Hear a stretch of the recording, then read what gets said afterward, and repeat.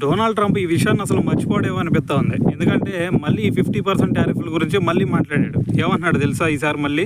అదే ఇండియాకి అదేవిధంగా యూఎస్ఏకి మధ్య చూసుకుంటే చాలా మంచి సంబంధాలు ఉన్నాయి. దాని తర్వాత మోడీ గారు కూడా నాకు చాలా మంచి మిత్రుడు. మేమిద్దరం మరి మోడీ గారు యూఎస్ఏకి ఒక 2 సార్లు వచ్చారు. దాని తర్వాత మేము ఇక్కడ మంచి ప్రసంగాలు కూడా నిర్వహించాం. దాని తర్వాత మా ఇద్దరి మధ్య కూడా బాండింగ్ చాలా మంచిగా ఉండిద్ది. కానీ ఇప్పుడు ఇండియా ఆ రష్యా దగ్గర నుంచి ఏదైతే ఆయిల్ కొనుగోలు చేస్తుందో ఇది నాకు చాలా ఇబ్బందికరంగా ఉంది. సో మరి దానివల్లే మరి ఉక్రెయిన్ మీద వాళ్ళేమో యుద్ధం చేస్తూ ఉన్నారు. సో మరి ఈ విషయం వాళ్ళకి తెలియాలని చెప్పేసి నేను 50% టారిఫ్ వేసాను తప్ప వేరే ఉద్దేశం ఏమీ లేదు. మరి మా ఇద్దరి మధ్య బంధం అంత మంచిగా ఉండిద్ది అని చెప్పేసి మరి తనైతే మళ్ళీ దీని గురించి మాట్లాడారు.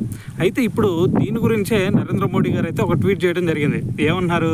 మరి డొనాల్డ్ ట్రంప్ ఏదైతే మరి వాళ్ళ బంధం గురించి దాని తర్వాత మరి ఈ వాళ్ళ మధ్య ఉన్నటువంటి సెంటిమెంట్ల గురించి మాట్లాడారో, సో దీన్ని మేము అభినందిస్తూ ఉన్నాము. మరి ఈ 2 దేశాలు కూడా మరి కలిసి ఏదైతే ఒక మంచి బంధుత్వంతో ముందుకెళ్ళడానికి మేము కూడా సిద్ధంగా ఉన్నామని చెప్పేసి ఇప్పుడు నరేంద్ర మోడీ గారు అయితే మరి దీని గురించి ట్వీట్ చేయడం జరిగిందనమాట.